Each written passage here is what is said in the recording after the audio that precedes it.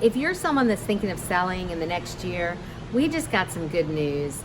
And that is that interest rates are back down, and currently the government is saying they are not going to raise them for the rest of 2019.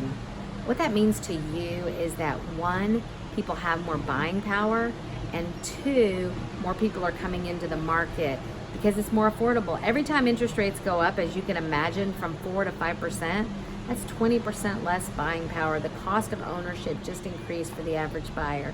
So that, along with the fact that we still have less homes in the market than we do buyers, is making it a good time to sell. We do feel things shifting. We have felt a softening. And so if you're someone that's thinking about it in the next year, now is probably the best time for you to get the top dollar. So before you have it shift completely to a balanced buyer's market, if you have curious questions about what your home is worth, what things you should be considering, how to prepare to ensure you get top dollar, reach out to me. Give me a call. Cyndee Haydon, author of The Secrets to Happy Home Selling.